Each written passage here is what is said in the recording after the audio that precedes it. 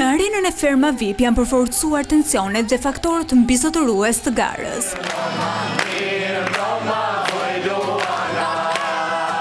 Mbrëmja nisi me energji pozitive, ashtu siç u ka hija artistëve të vërtet që gjatë këtyre ditëve kanë dhuruar gjithçka nga vetja e tyre. Albi.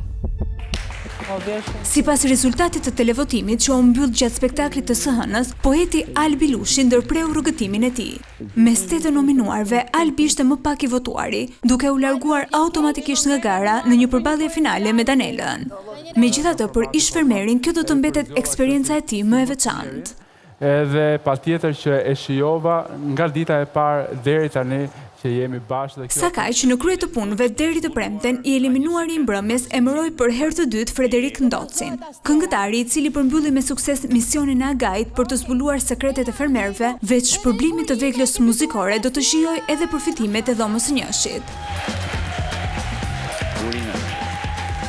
Ndërkohë, deri në spektaklin e së premtes, të gjithë konkurrentët janë në një televotim për më të preferuarin e publikut. Por mbrëmja vjoi gjatë, emocionet të bukura ishin ato që dhuroi rrëfimi i Kejsit. Një situatë shumë e ndërlikuar, po një problem familjar. Fermerja tregoi edhe një herë lidhjen e saj të fortë me familjen. Një rikthim pas në fëmijëri përmes kutisë së kujtimeve, si dhe një surprizë nga ëma befasuan jo vetëm Kejsin, por përcollën edhe mesazhe të forta. Këto prekjet fizike që normalisht janë pak të tepërta. Sfidat janë në qendër të këtij formati, e përmes tyre u përcaktua edhe buxheti i ditëve në vijim për të 16 fermerët.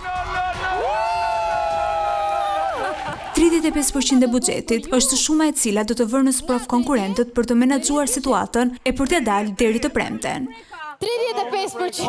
Bravo, Luana!